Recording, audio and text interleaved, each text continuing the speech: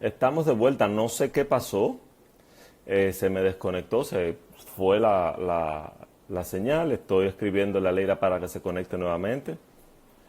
Se conectó, estoy otra vez al aire.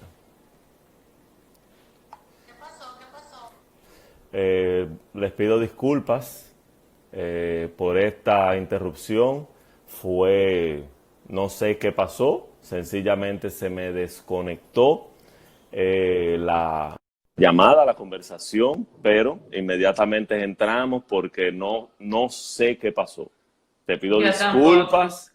Pero por Sencillo. dónde, no hay problema. ¿Por dónde me quedé? Estabas hablando de tu fundación y de tu amor por los animales, Sí, que exacto. Hemos estado trabajando tanto con la fundación como a título personal por muchísimos años con ese tema. Durante un tiempo fue tratando de lograr la aprobación de la Ley de Protección Animal y Tenencia Responsable.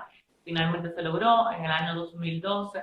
Pero también a título personal y junto con mi esposo he sido rescatista por muchos años y eso en la cuarentena se ha multiplicado porque no sé si es por la cantidad de abandonos, de gente que cree que los animales transmiten coronavirus, erróneamente lo cree, o si es que las frustraciones se están desquitando con maltrato animal, lo cual está penado por ley, pero se han multiplicado los casos de rescates urgentes que se han tenido que hacer en estos 3 meses.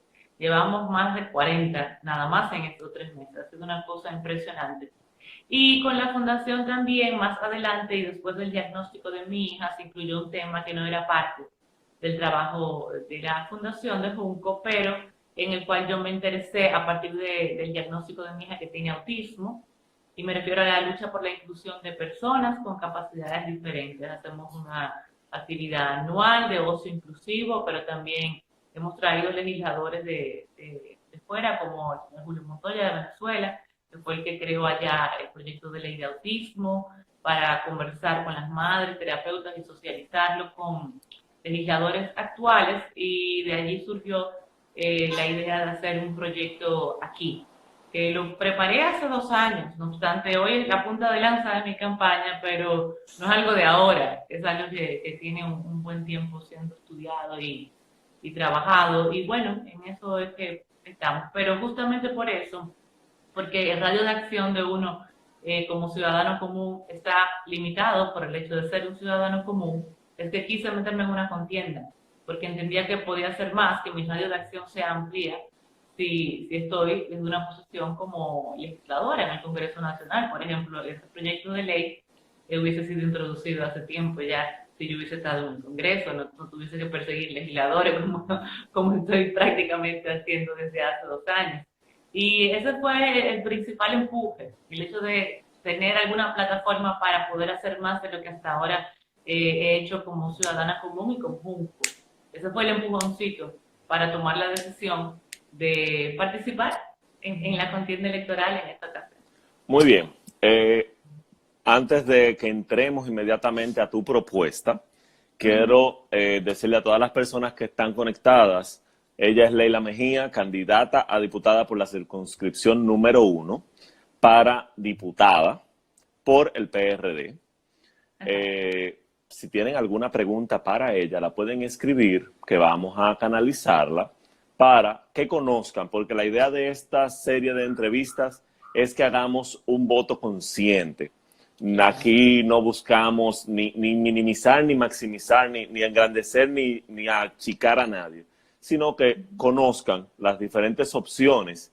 Y si usted entiende que Leila, al final de esta conversación, es la persona que dice, sí, me va a representar, es la persona que va a hacer el trabajo que yo creo que debe hacerse, voten por Leila.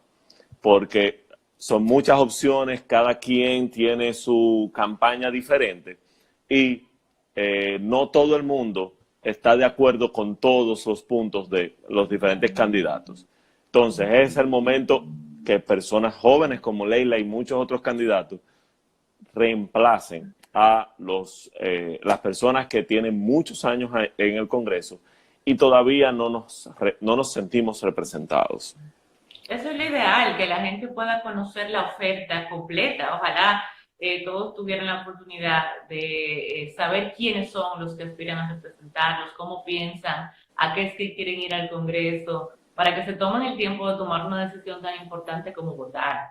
El voto vale mucho porque esa decisión va a impactar la vida de mucha gente por al menos 4 años. Por ende, no es justo votar el voto por moda, por tendencias, por seguir líneas, sino que sea un ejercicio consciente y pensado de lo que entienden más conveniente para su demarcación y para el país. Correcto. Entonces, tu propuesta. Normalmente las personas que aspiran a diputado llevan 2 o 3, hasta 4 propuestas como su campaña. ¿De qué se trata la tuya? Sí, yo diría que tengo 4 o 5 principales. No, yo tengo más temas, pero esos son las prioritarias y no me gusta tampoco abrumar al electorado. Y le voy a responder a la persona que escribió después que termine esta parte. Comencé por el tema de la ley de autismo, que te dije que fue el empujón, la motivación principal para meterme en el anteproyecto de ley de autismo, como una ley especial fuera de la Ley General de Discapacidad, por ser el autismo la condición de más rápido crecimiento en el mundo. O sea, hace 2 años era 1 de cada 68 nacimientos, pero hoy estamos hablando de 1 de cada 40. Mira la diferencia en solo 2 años. O sea, es lo que más rápido crece de todas las condiciones que existen en el mundo. Eso significa que vamos a tener una sociedad llena de personas con autismo sin tener las herramientas para incluirlos adecuadamente. Y no cabe el autismo dentro de la ley de discapacidad.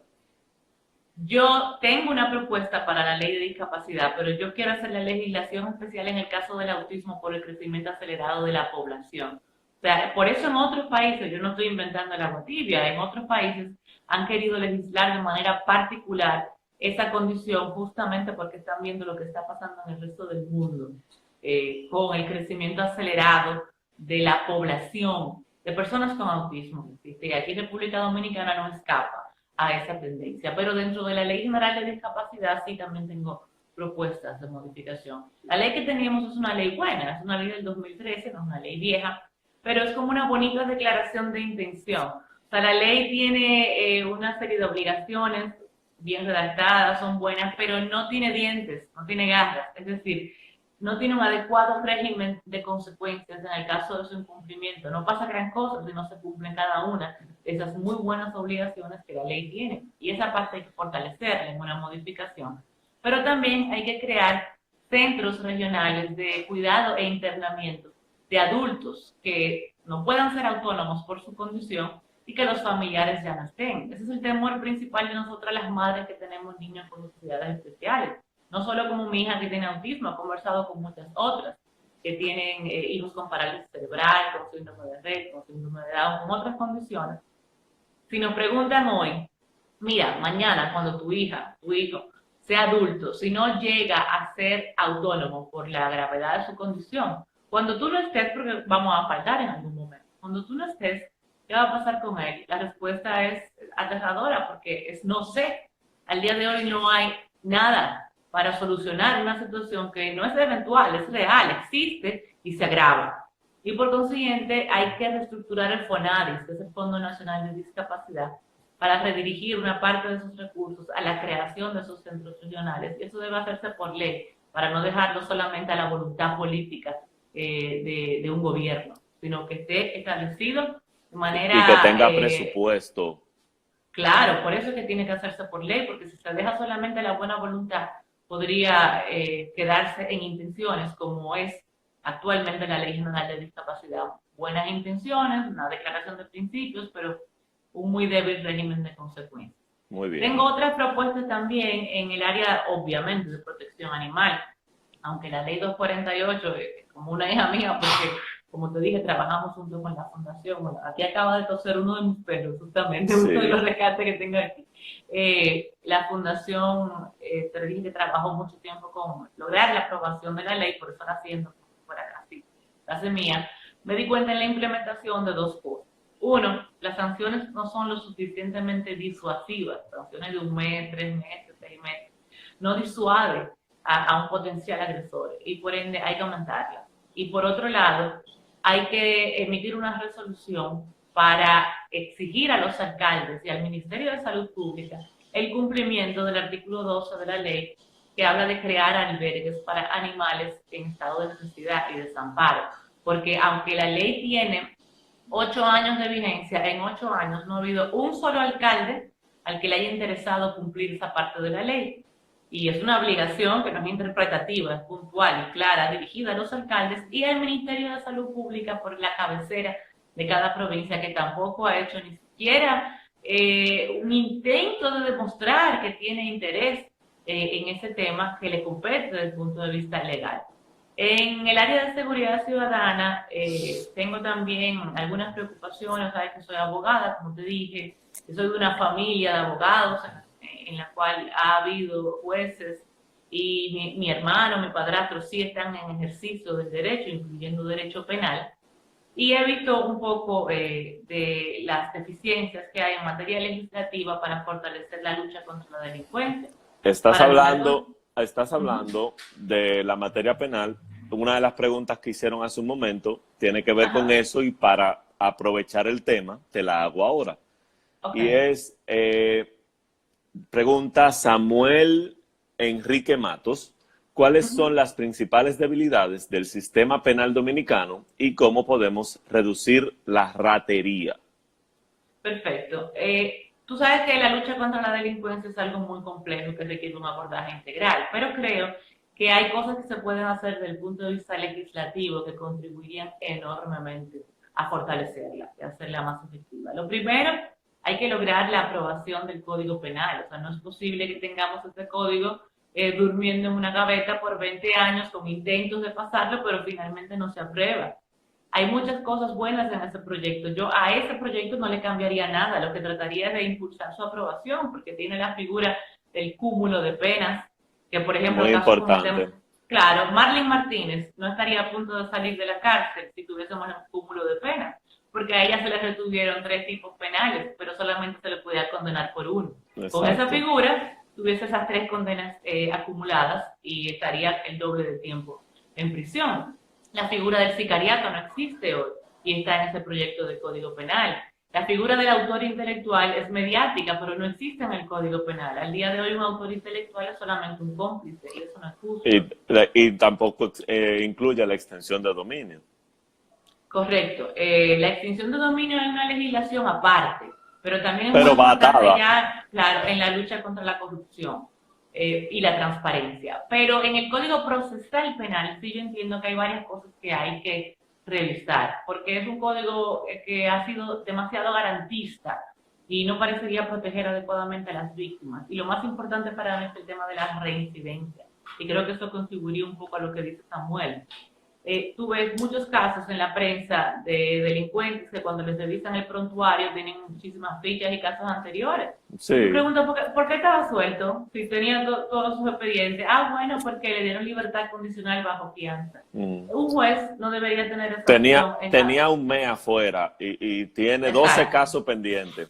Exactamente. Y la reincidencia debería ser una causal automática de prisión preventiva en una audiencia de medida de coerción. El juez no debería tener la libertad de soltar a un delincuente en una audiencia de medida de coerción con libertad condicional si se ha confirmado que es un delincuente reincidente. Y para eso hay que modificar el Código Procesal. Y también hay que revisar las sanciones a los menores que delinquen. Aquí hay muchas bandas de delincuentes que utilizan menores justamente porque saben lo leves que son esas sanciones. Y aparte de que son leves, habría que juzgarlos en función de la naturaleza del delito, porque no es lo mismo un robo que una violación y que un asesinato, como se ha visto. Mira el caso de los taxistas, los menores que mataban taxistas, por gusto, por pura maldad, o mira el caso de la pobre niñita que violaron y asesinaron y uno de los perpetradores tiene 16 años de edad. Ese delincuente va a estar suelto. Si le dan la pena máxima y no lo sueltan antes de que por buen comportamiento, ese delincuente va a estar suelto a los 24 añitos, en plena flor de su juventud, que fue que destruyó una familia completa. Entonces, a esa familia ya no la podemos proteger, pero a potenciales víctimas sí, revisando la ley 136, que es la que contempla las sanciones a los menores que delinquen y adecuándolas también a modelos que han funcionado. Fíjate que En otros países, no solo Estados Unidos, en Suecia, en varios países de Europa, no solo las condenas son más altas, sino que la responsabilidad del menor, responsabilidad penal, comienza más temprano. En algunos a los 11, a los 10. En Estados Unidos hay estados como Michigan que empieza a los 7 años. Aquí empieza a los 13. O sea que un muchacho de 12 años puede cometer cualquier tipo de delito y no tiene responsabilidad penal, porque la ley entiende que la responsabilidad penal comienza a los 13. Entonces no va a tener Exacto. ningún régimen de consecuencias. Y eso es parte de las cosas que hay que revisar. Ahí te Y, mencioné 5 propuestas, más o menos. Yo tengo otros temas que son de mi interés, pero no puedo asumirlos como propuestas propias porque ya tienen otros autores. Por ejemplo, yo soy pro muro en la frontera, pero yo no puedo decir que esa es mi propuesta. Puede ser que claro. esa propuesta es de Minicito. Yo estoy en contra del pago de reinscripción en los colegios y lo defendería, pero eso es una propuesta que ya ha hecho Amado Díaz, el diputado. Eso no puedo decir que son propuestas mías, pero tengo temas muy puntuales que comparto con la gente para que sepan cómo yo reaccionaría si me llega tal o cual proyecto estando yo en el Congreso.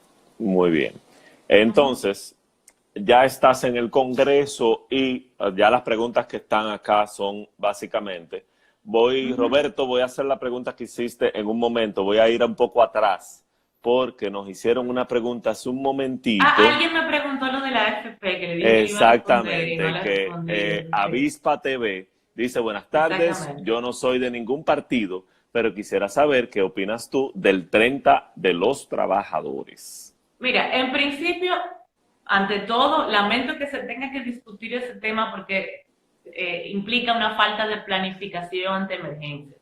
Si hubiésemos tenido un adecuado fondo de emergencias que cubriera el caso de pandemia, no habría siquiera que estar hablando de AFP, sino que la solución a la situación de mucha gente en el país por la cuarentena estuviese en ese fondo de emergencias.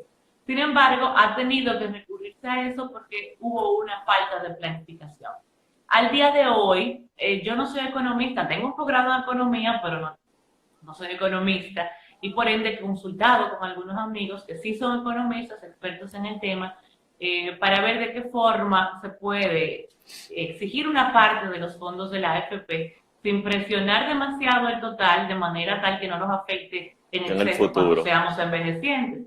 Y me dicen que con un 10% en lugar de un 30%, con un 10%, se podría cubrir la canasta básica familiar por 2 meses de un hogar y que por consiguiente, con la canasta básica familiar, con el precio promedio que tiene el Banco Central, podría buscarse un respiro, una válvula de escape durante la recuperación post pandemia.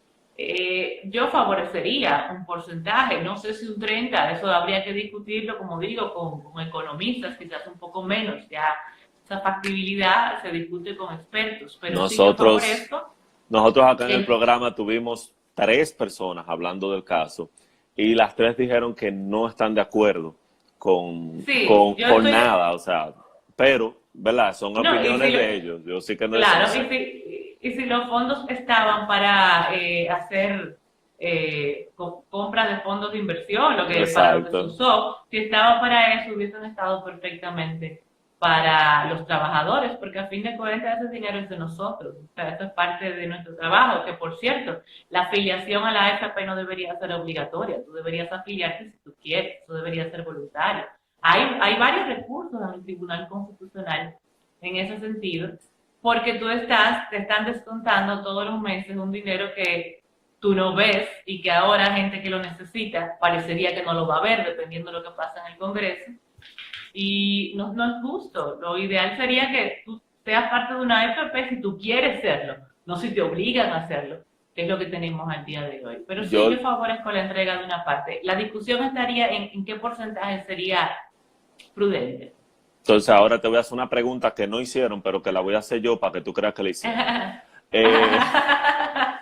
En la ley que crea los fondos de pensiones, retiro y demás, podría incluirse una parte como un seguro de desempleo, porque muchas personas, por ejemplo, yo tengo, no me acuerdo cuánto tiempo trabajando, y he durado periodos prolongados desempleado, que sin ningún tipo de ayuda. O sea, que mis ayudas han sido que Leila necesita que le reparen algo en su casa. Y mira, Marcial, yo sé que tú sabes de plomería. Tú puedes... Sí, Sí, ven, sí, sí. exacto. Claro, sería lo ideal y no solo desempleo. Hay que buscar una alternativa para el trabajador informal también, porque en el caso de un seguro de desempleo, normalmente en los países donde está establecido por ley es para personas que han perdido un empleo. Pero ¿qué pasa con el que no es empleado, sino que es un trabajador informal? Mira el día de hoy, el trabajador informal está desprotegido porque la gente que está por debajo de la línea de pobreza, presuntamente, tienen acceso a solidaridad. Es poco, pero es algo, digo, en el medio de la pandemia. Claro. Los empleados suspendidos tienen acceso a FASE, que es muy poco también, pero no es cero. Exacto. Ahora, ¿qué pasa con los trabajadores informales? Le hicieron el plan de que para ti, que son 5,000 pesos, los emprendedores, pero ¿qué Quédate sucede? en casa, para ti, que demás. Le ponen una condición. Para tú calificar para PATI, tú tienes que tener un préstamo en una institución bancaria. Y una gran cantidad de los trabajadores informales no tienen acceso a crédito. Claro. Y por consiguiente, están exactamente en lo mismo, no califican para nada, ni para PATI, ni para FASA, ni para quédate en casa.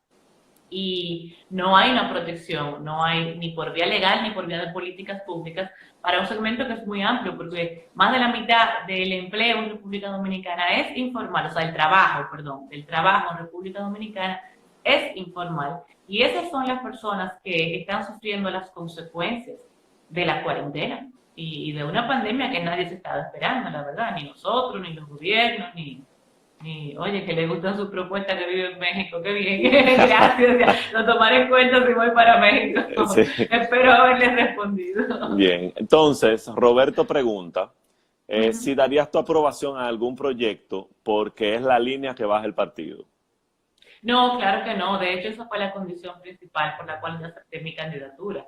Y acepté la candidatura por un partido que yo entiendo que no es fácil, porque es un partido que al día de hoy está pequeño y tiene un enorme reto de crecer. Hubiera sido más fácil aceptarla en el 2010 que ahora, que era un partido grande. Sí. Sin embargo, yo le puse una condición muy difícil que ellos estuvieron dispuestos a aceptar, y es que tienen que respetar mi libertad de pensamiento, porque yo nunca he sido, y no voy a comenzar a los 37 años, una persona de defender cosas en las que no creo, o de dejar de defender cosas en las que creo. Y de hecho, la Constitución de la República en ningún lugar dice que tú tienes que seguir una disciplina partidaria o respetar líneas partidarias si tú eres legislador.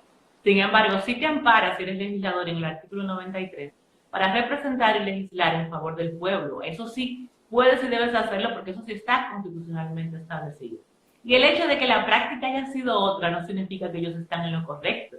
Es decir, que los legisladores al día de hoy entiendan que se deben al partido y no a sus representados, no significa que no existimos algunos candidatos, más de uno, no solamente yo, muchos más con los que he conversado, que estamos claros cuál es el verdadero rol del legislador y a quién es que tenemos que representar. Por otro lado, al yo tener 20 años en los medios y estoy todos los días diciendo lo que pienso, pues hago 2 programas diarios en vivo, y la gente ya sabe lo que pienso y me escucha.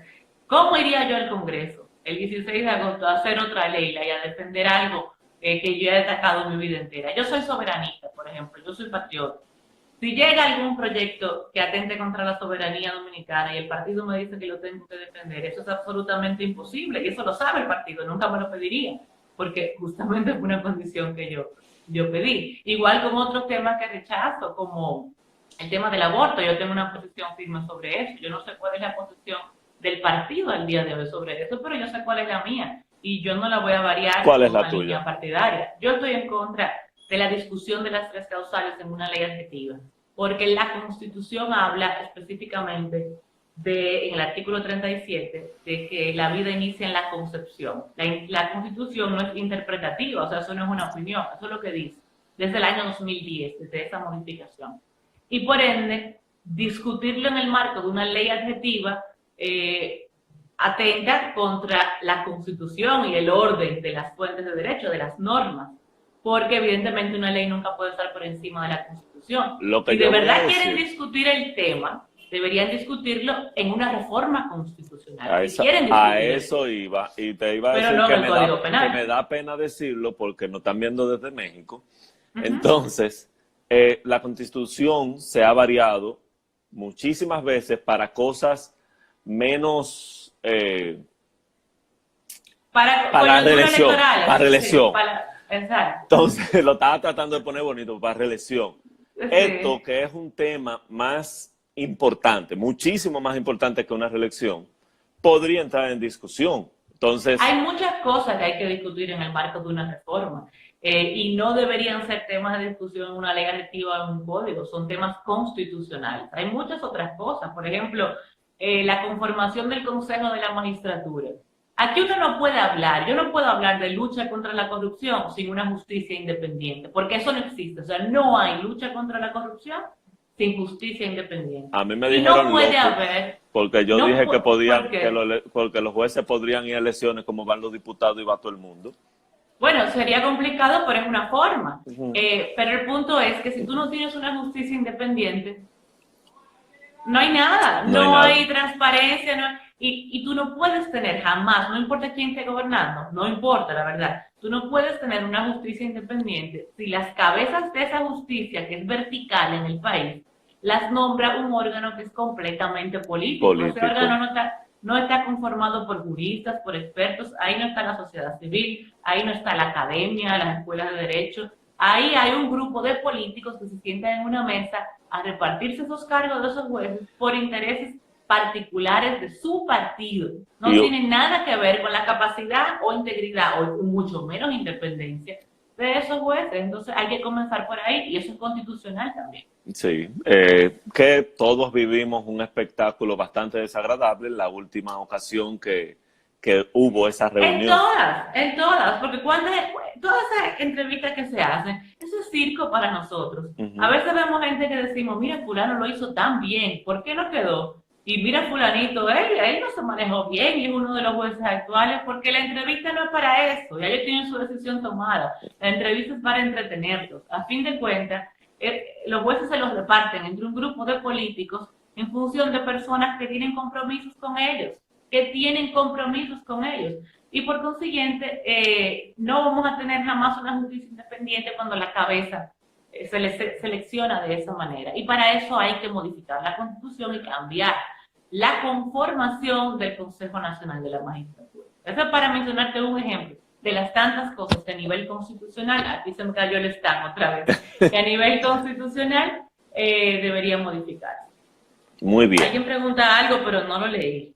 No, aquí Avispa TV dice, óyeme bien, BN, supongo que es bien, José La Luz, a mí no me gusta atacar a nadie, pero estoy leyendo, lleva mucho en eso y son del mismo partido que toca, dice lichar, supongo que es luchar, y ahí estaremos, uy, se me fue, ahí estaremos, tengo un buen amigo llamado Miguel Taveras, guardaespaldas de Miguel, y por él votaré por ti. Ah, bueno, pues te agradezco si vas a votar por mí. Samuel Enrique Matos, buen punto sobre el Consejo Nacional de la Magistratura. ¿Cómo se deben designar los jueces? Por un Consejo de la Magistratura, pero diferente. O sea, primero la figura del Procurador General de la República no debería estar en el Consejo, y la conformación hay que ampliarla para incluir, por ejemplo, directores de departamentos de derecho de las universidades del país. Hay que buscar un mecanismo. Colegio de abogados. También hay que buscar un mecanismo para tener representantes de la sociedad civil. Uno se imagina que gente como los de Fingus podrían estar allí porque saben mucho de justicia e institucionalidad, pero no necesariamente deban ser ellos. Habría que sentarse a discutir un mecanismo para incluir la sociedad civil, pero que sin duda debe tener representación en el Consejo, porque se entiende un poquito más apartidista, que lo que van a hacer miembros, está teniendo problemas full, miembros de un partido político. Y bueno, así es que creo que deben ser designados por un consejo diferente. Pero tu propuesta tampoco es mala, es complicada, pero no es mala. Bien. Bueno, entonces, de hecho, el procurador, por ejemplo, podría ser seleccionado cada por 4 elecciones. Años. No, y por elección. Sí, cada 4 años, junto con esto.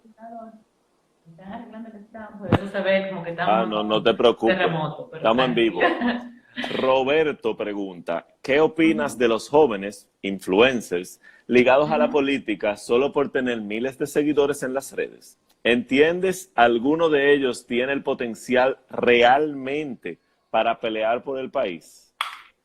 Bueno, yo te digo la verdad, a mí no me gusta juzgar un libro por su portada, ¿verdad? Y no a todos los conozco.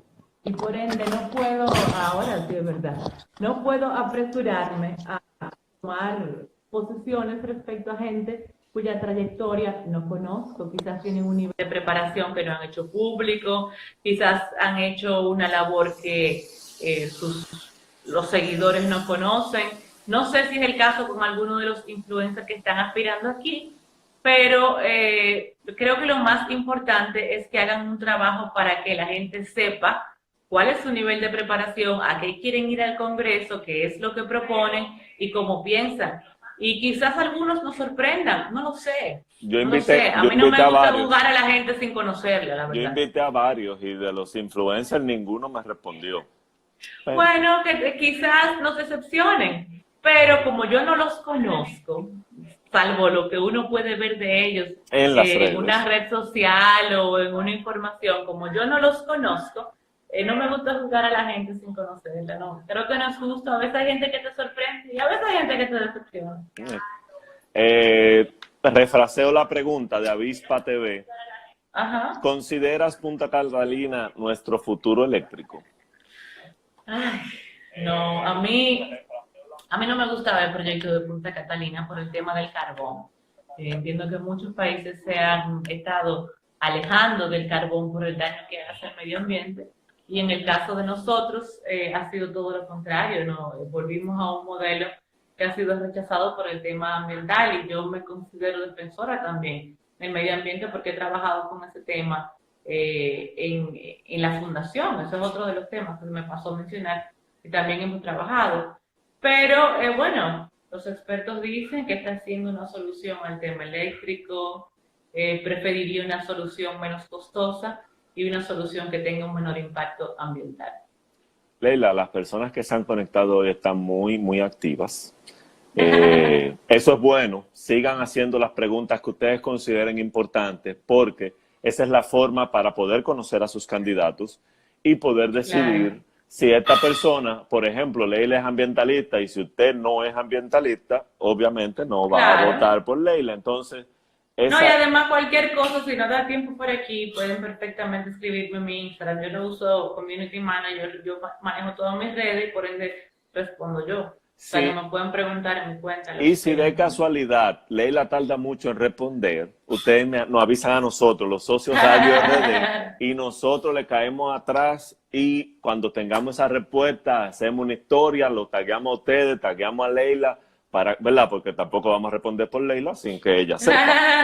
Claro. Porque esa es parte de nosotros como comunicadores, es llevar la información que ustedes realmente quieren tener. No la que nosotros entendamos que ustedes quieren tener. Claro. Leila, pregunta. Según tu punto de vista, ¿cuáles serían los puntos más positivos y más negativos de la presente campaña? Bueno, a mí me parece positivo, se lo van a encontrar raro porque yo sé que hay candidatos que piensan que es negativo, pero para mí no lo es. A mí me parece positivo el hecho de que la pandemia y la cuarentena y la necesidad de aislamiento han tenido que necesariamente limitar o eliminar las formas arcaicas de hacer campaña, el típico mano a mano, la marcha, el meeting, porque ese tipo de cosas entretienen un rato, alcanzan para alguna foto, pero eso es efímero y eso es totalmente superficial. Eso no representa ningún tipo de impacto, ni de cambio, ni nada de profundidad que tenga que ver con la vida de los representados. Lo importante son las personas y las propuestas. Y esta campaña ha permitido, como ha limitado eso, que todo sea más mediático. Este es un país muy comunicado, muchas personas con acceso a Internet, y por ende, a través de medios como este, de redes sociales, de otras plataformas, hemos tenido la oportunidad, muchos de los candidatos, de hablar constantemente, diariamente, sobre nuestras propuestas a diferentes públicos. Y eso entiendo que es positivo. Para mí ha sido una bendición, más que un problema, el hecho de que la campaña haya obligado a que los temas de fondo se discutan más y las propuestas se difundan más. En la parte negativa, lo de siempre, el dime y te diré, el asistencialismo que a veces afecta la dignidad del ser humano, porque no es que tú no ayudes gente, pero ayudarlo para la foto, como que pienso que es un poco burdo, ¿no? Y atenta contra su dignidad. Y el hecho de que no tengamos debates, pero eso siempre, eso ha sido todas las campañas. Yo creo que la mayoría hubiésemos querido ver debates presidenciales. Y parece que ahora el debate se ha concentrado en tú tienes más narco que yo, no, tú tienes más narco que yo. O sea, a eso no era que nos referíamos cuando decíamos que queríamos debate. Y en Claro. eso que se ha convertido. Eso es lo que pienso negativo, pero no es nuevo tampoco. Eso es negativo en casi todas las campañas. ¿Qué te quilla de la política? La politiquería, la forma en que se ha desnaturalizado, la política en su deber ser, como arte y ciencia, es algo hermoso, maravilloso. Pero la politiquería, clientelismo, que es parte de la politiquería, ese modelo rentista, la compra y venta de conciencias o de votos con el picapollo y los 500 pesos. Yo estoy quillado La... porque a mí nunca me han dado un peso por mi voto. Yo estoy Ay, loquito mi que alguien venga y me madre. diga, tenga esos 500. Pero decir, sí, sí, yo voy a votar por ti. Y después votar por quien Y yo después entiendo. vota por quien tú quieras, Sí, claro, pero claro. nadie. Miren, yo voto ahí en la casa de San Pablo, en el seminario de Santo Tomás. Vayan ahí. No, Dios. hay algunos que dan de amaya, tú sabes. Eso no es política, eso es politiquería. También la competencia desleal y la campaña sucia, o sea, el hecho de que haya gente que trate de utilizar información distorsionada para hacer daño, eso me quilla de la política. Muy bien. Leila, muchísimas gracias por tu Gracias a ti. tiempo, por aceptar la invitación. Te pido ahora que hagas un resumen de los filósofos de la antigua Grecia. ¿Cuál le apasiona a Leila? Oh, wow. Yo te voy a decir, yo leía mucha filosofía antes, pero desde que mi hija tuvo el diagnóstico, yo nada más estoy leyendo libros de autismo. Pero antes, cuando yo leía mucha filosofía, te diría que Descartes, el cogito ergo sum. Existo porque pienso. O sea, pienso, Luego por existe. consiguiente, existo. Que hay gente que entiende mal la frase, porque el pienso luego existo. Hay gente que entiende que luego se refiere a tiempo. O sea, Después, a pienso y después. después existo, y no es eso. Ese luego es sinónimo de por ende o de por consiguiente. O sea, pienso y por ende existo. Como pienso, entonces existo. Exacto. El pensar es una evidencia de la existencia del ser humano. Era el planteamiento de Descartes. Exacto. Ese luego Pero más para significa atrás, por espérate, eso. más para atrás, me pregunto Antigua Grecia, más para atrás, porque me fui en los filósofos preferidos, más para atrás. Aristóteles, primero Sócrates, después Platón, y el que vino de tercero, para mí que revolucionó todo lo que nos enseñaron los dos anteriores, porque Sócrates fue maestro de Platón, Platón de Aristóteles, y Aristóteles perfeccionó un poquito más el discurso de Platón y Sócrates, que eran muy políticos, bueno, el politicón Sí. de Sócrates. Bueno, Okay. mira, no, yo me quería despedir, pero la gente no quiere, te quiere aquí en el programa, entonces, Ya lamentable. casi, ya casi, ya casi. No, Samu. Mira, dice Roberto, de las propuestas Ujú. que mencionaste hace un momento, Ajá. ¿cuántas o cuáles entiendes se van a implementar en tu gestión? Esto asumo que él lo pregunta porque hemos visto que muchos candidatos, yo llevo estas No 4 propuestas logran, sí. y no logran que... Mira, yo espero que todas, porque yo soy muy persistente. Como te digo, modestia aparte, porque fuera feo decirlo, pero lo digo para hacer el ejemplo de que soy persistente. Junto con un grupo logramos la aprobación de la ley de protección animal sin ser legisladores, o sea, sin estar en el Congreso. Ahora, yo iba todos los días.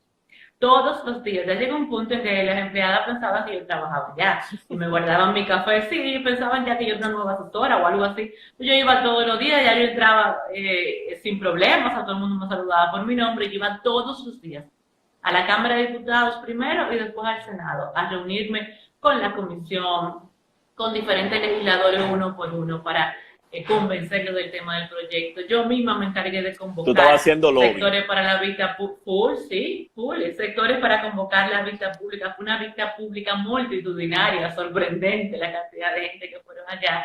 Y créeme que a base de persistencia, un proyecto que tenía 10 años engavetado, logramos la aprobación en el 2012. Entonces, si lo pude hacer, requirió mucho esfuerzo, pero lo pude hacer sin estar en el Congreso, estando adentro, no me van a aguantar.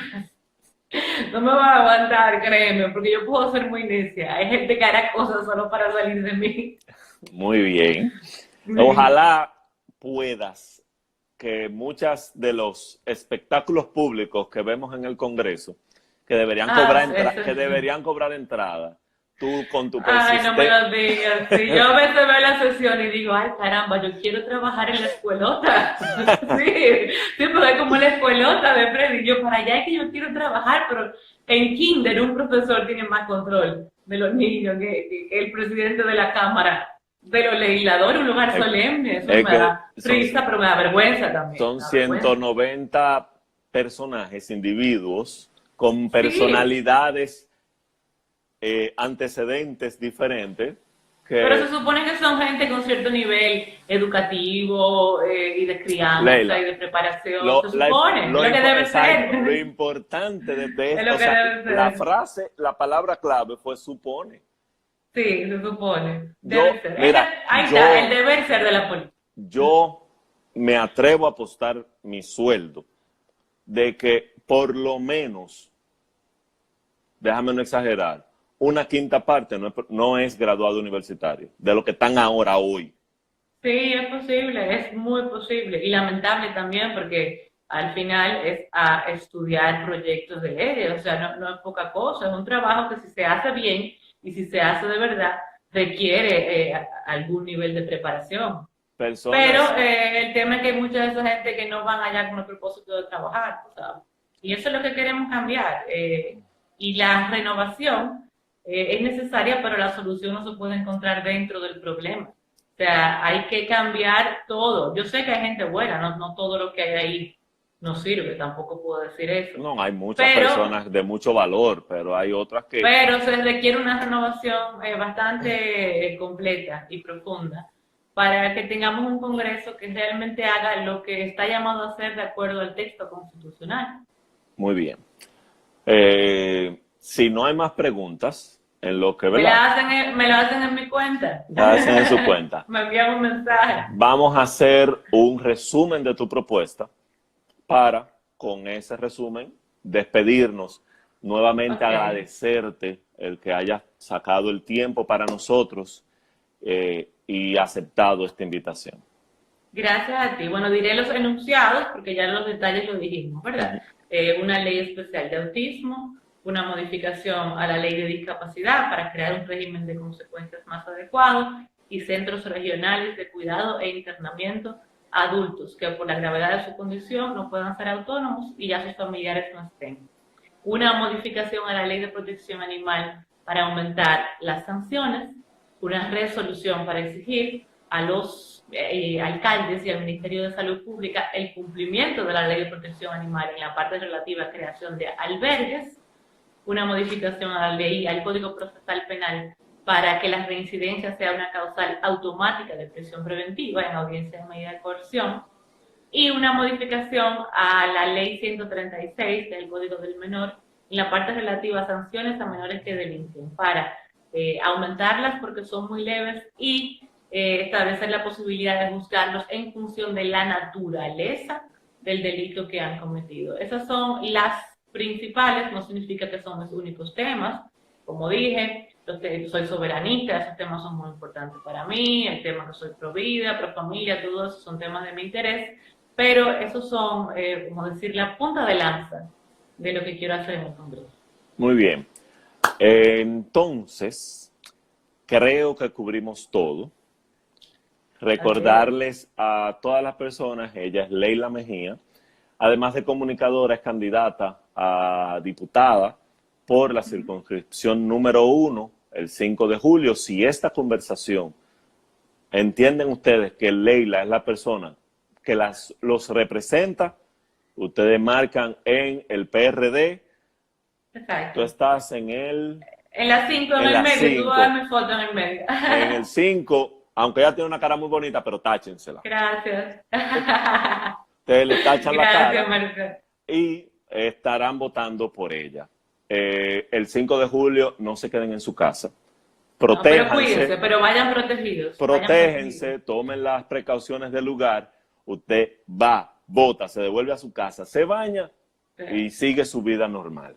Use una buena mascarilla, no estas que son de adorno, sino una mascarilla que le proteja de verdad y mantengan su aislamiento prudente del resto de las personas y lavarse constantemente las manos y bueno, como dice Marcial, desde que lleguen, derechito para el baño. Samuel, gracias por lo que me toca, porque nos dice que excelente entrevista, buen entrevistador y buena entrevistada. Gracias, Samuel. La verdad, Samuel, nosotros no queremos que esto sea una entrevista, sino una conversación donde yo conocí a Leila por los medios de comunicación, pero no conocí a Leila en persona. Yo lo que estoy es conociéndola para ver si ella me convence, así como he conocido muchos otros, gracias a que tengo la oportunidad por ser un programa de radio, tengo un poco más de oportunidad, pero esto es para que ustedes puedan hacer todas las preguntas que hicieron y conozcan a los candidatos.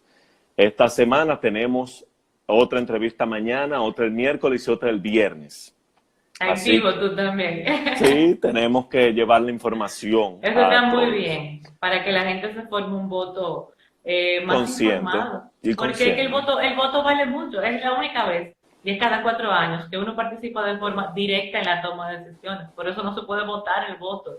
Eso tiene un peso específico demasiado alto para venderlo por prebendas o simplemente usarlo por moda, porque mi papá era rojo, morado, blanco de chiquitico, porque eso no es pelota, la pelota está bien, eso es entretenimiento. Pero en esto es algo mucho más profundo y lo ideal es votar por lo mejor de cada partido, porque yo entiendo que todos los partidos ahora mismo, dentro de su oferta, tienen gente buena en todas las demarcaciones. Ya como la materia prima para la renovación está, de los electores depende que se pueda lograr. Muy bien, pues tu tiempo para despedirte de todas las personas que nos sintonizaron y de las que van a sintonizar, porque este video queda en Instagram TV y nosotros lo subimos también a YouTube y a Facebook. ¿Para qué? No, agradecerle a las personas, gracias a ti por la entrevista, a todos los que se conectaron, vayan a votar bien protegidos, porque todavía el COVID es una realidad, esa es la verdad, y uno puede salir, como uno va al banco o al supermercado, puede ir a votar, pero con la debida precaución, y sepan, tengan pendiente que por primera vez en esta ocasión, es la primera vez que no tenemos arrastre a nivel congresual. La Junta ha sido muy tímida en su campaña educativa en esta parte relativa al no arrastre, y los partidos no se han encargado de explicar bien a los electores. Es bueno que ser reiterativo con este tema. Esto significa que usted puede fraccionar su voto si ese fuera su deseo. Que le van a entregar 3 boletas ese día a los presidentes, los senadores y los diputados, y si quisiera marcar 3 colores diferentes, o sea, un presidente de un partido, un senador de otro y un diputado de otro, usted puede hacerlo y su voto no es nulo. Hay mucha gente que no lo sabe eso y eso es una conquista democrática del Tribunal Constitucional del año pasado que hay que hacer valer porque el elector tiene mayor libertad para elegir. Asegúrese de marcar las 3 boletas, porque si usted marcó una y las otras la dejó en blanco, votó 2/3 partes de su voto. Exacto. Gracias, Marcial, y gracias a todos los que se conectaron en este live. Muchísimas gracias a ti nuevamente y a todos, como siempre me despido diciéndole que vive a tu manera. Bye bye. Bye. Muy buena entrevista que ya terminamos y vamos a terminar diciéndoles adiós.